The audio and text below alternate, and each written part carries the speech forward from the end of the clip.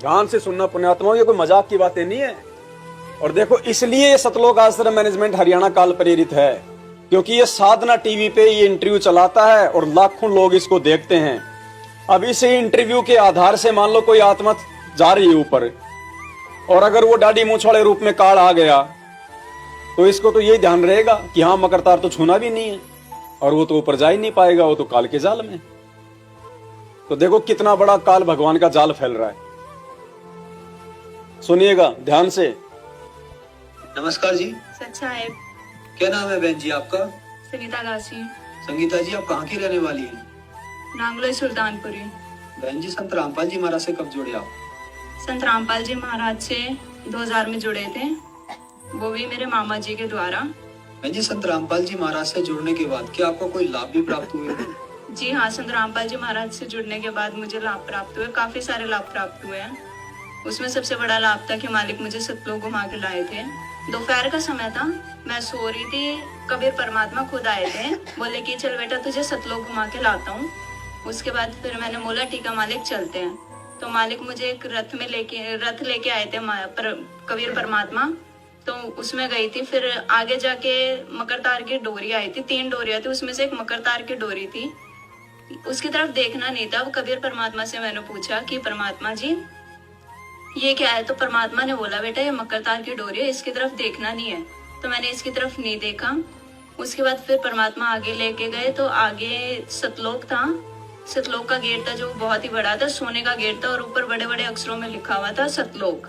उसके बाद परमात्मा मुझे अंदर लेके गए, वहाँ पे परमात्मा ने मुझे घुमाया, और वहाँ पे मेरे नाना नानी थे जो, उन्होंने भी संत रामपाल जी महाराज से नाम उपदेश ले रखा था, तो मैं उनसे भी वहाँ पे मिली, उनको सत्साहिब भी किया। वो अपना सिमरन कर रहे थे, सत्संग सुन रहे थे, और वहाँ पे काफी चीजें देखी। बहुत ही अच्छा मतलब था, यहाँ से तो बिल्कुल अलग ही था वहाँ पे। उसके बाद फिर परमात्मा बोले चल बेटा नीचे चलते हैं। सतलोक में भी ABCD है, सतलोक लिखा हुआ था सोने के अक्षरों से। देख लो, सतलोक लिखा हुआ था, जबकि गुरुजी ने कभी बताया कि माँ बच्चों तुम्हारे को पढ़ाई पढ़नी पड़ेगी। तो सुना आपने इंटरव्यू, कबीर परमात्मा आए, रथ में बैठा के ले गए, मकर तार की डोरी आई। बहन ने पूछा तो उन्होंने मना कर दिया कि इसकी तरफ देखना भी नहीं है। अब गुरुदेव क्या कह रहे हैं? पुण्यात्माओं बस ये विचार कर लेना आप, कहां पे ठगी करेगा ये काल, कैसे कैसे हमारे को ठगेगा।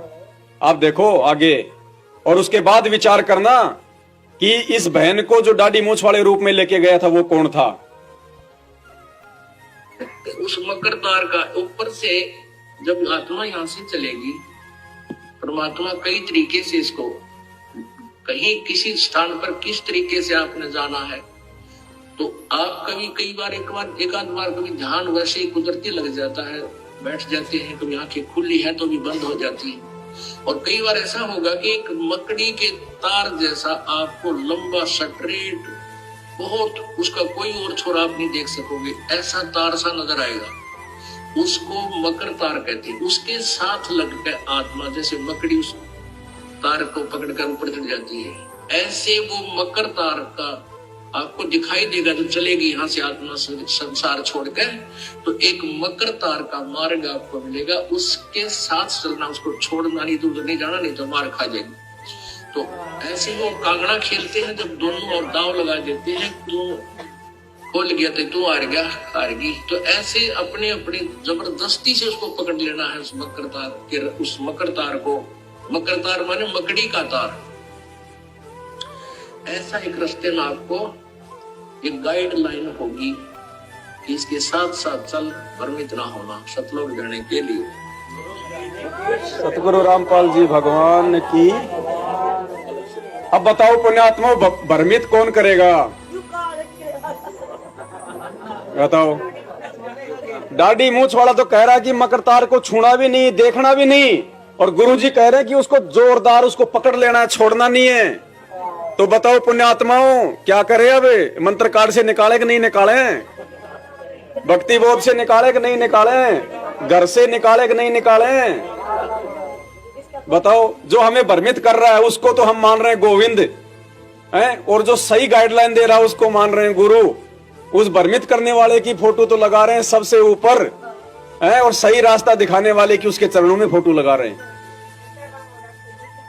तो पुण्यात्मा, इसलिए भगवान ने 7 संगतियां रखवाई हैं, क्योंकि गुरुजी इसको रिजेक्ट नहीं करेंगे। खाली संकेतों में रिजेक्ट कर दिया, सत्संगों में कर दिया, खुल के नहीं बताएंगे, क्योंकि गुरुजी ने ही इनको भगवान पकाया है।